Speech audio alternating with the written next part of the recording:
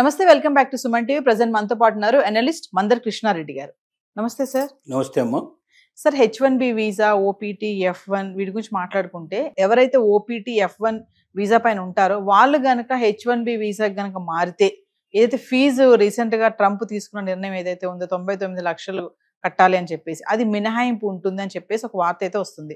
ఒకసారి వివరాలకు వెళ్తే సార్. గతంలో విద్యార్థి దశలో ఉండేటువంటి వాళ్ళు ఎవరైనా సరే, అంటే F1B వీసా మీద వెళ్ళిన వాళ్ళు, F1 వీసా మీద వెళ్ళిన వాళ్ళు, లేదా L1 వీసా మీద ఉండేటి వాళ్ళు కూడా అక్కడ ఆల్రెడీ అమెరికాలో ఉంటే వాళ్ళు H1B వీసాకు అప్లై చేసుకున్నట్టయితే వాళ్ళకి ఏ రకంగా కూడా $1,00,000 కట్టాల్సిన అవసరం లేదు అనే మినహాయింపు ఇస్తూ ఈ మధ్య ప్రకటన వెలువడింది.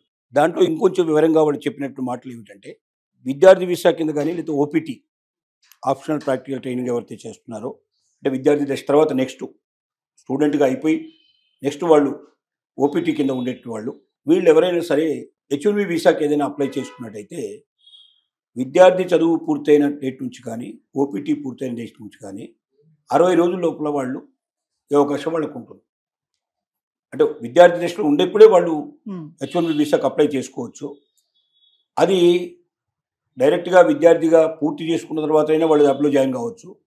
లేకుండా కూడా వాళ్ళకి అంతవరకు ఉన్న చదువు సరిపోతుంది, మిగతాది పూర్తి చేయకపోయినా సరే వాళ్ళకి ఉద్యోగం వస్తున్నా కూడా డైరెక్ట్ వెళ్ళి వాళ్ళు ఉద్యోగంలో జాయిన్ కావచ్చు. లేదా ఉద్యోగం వాళ్ళ చదువు పూర్తయినాక 60 రోజుల లోపల ఎప్పుడైనా సరే ఉద్యోగం సంపాదించుకుని వాళ్ళు ముందుకెళ్ళడానికి అవకాశం ఉంది.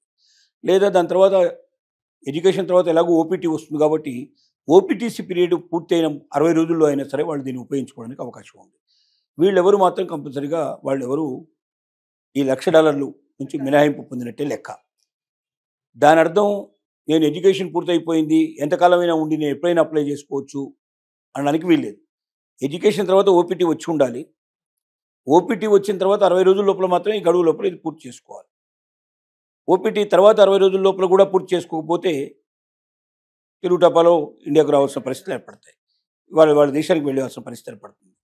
అంటే స్టూడెంట్గా ఉన్నప్పుడే తన ఆపర్చునిటీ సెటిల్ అయి ఉంటో చూసుకొని H1B వీసా కోసం ట్రై చేసుకోవడం మంచిది. అలాగే ఓపీటీ వచ్చిన తర్వాత కూడా ఉద్యోగ అవకాశాలు వెతుక్కోవడం మంచిది.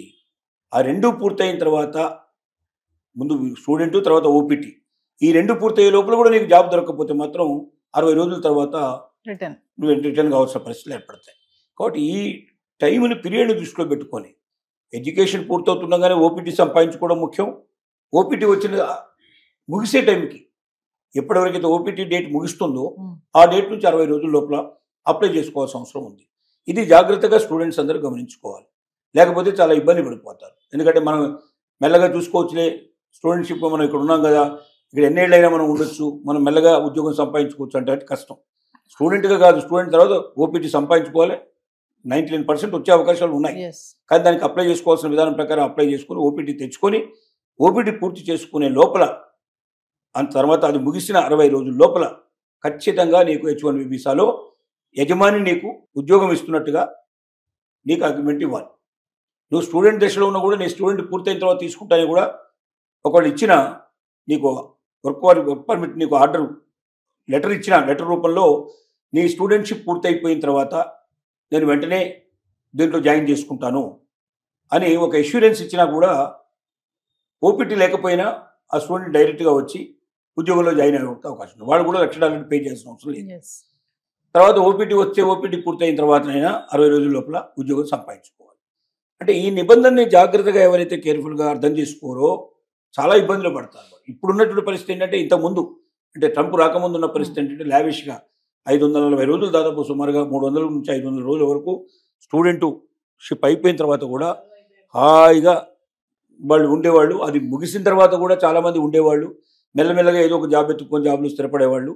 అలా దాని గురించి ఎవరు పెద్దగా పట్టించుకునేవాళ్ళు కాదు. బైడెన్ టైంలో ముఖ్యంగా ఇంకా ఎక్కువ లిబర్టీ ఇచ్చాడు నిజం చెప్పాలంటే. అంత ముందున్నటువంటి ప్రెసిడెంట్ కూడా చాలా వరకు లిబర్టీలో చూశారు. ట్రంప్ మొదటిసారి వచ్చినప్పుడు కొంచెం పట్టు బిగించే ప్రయత్నం చేశాడు. రెండుసార్లు వచ్చిన తర్వాత పూర్తిగా పట్టు బిగించాడు.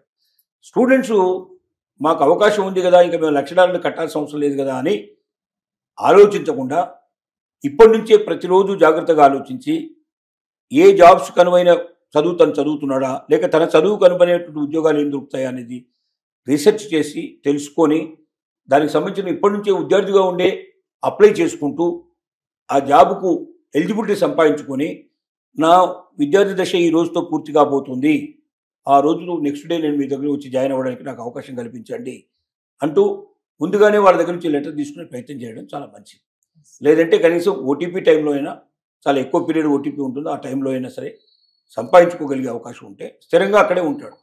లేకపోతే మళ్ళీ ఇండియాకు లేకపోతే ఎవరి దేశానికి వాళ్ళు వెళ్ళిపోవాల్సిన పరిస్థితి ఏర్పడుతుంది. దీని యొక్క సారాంశం. అంటే F1 వీసా పైన ఎవరైతే ఉంటారో వాళ్ళు అక్కడే ఉండి ఆ పీరియడ్ లోనే H1B వీసా కనుక టర్న్ అవుతే ఈ ఫీజు ఏదైతే ఉందో కట్టాల్సిన అవసరం ఉండదు. అసలు లేదు. ఓటీపీలో కూడా జనరల్ గా స్టూడెంట్ దశ నుంచి ఓటీపీకి వస్తారు. ఓటీపీ అంటే స్టూడెంట్ దశ ముగితేనే ఓటీపీ వచ్చేది మీకు. ఓపీటీ వస్తుంది.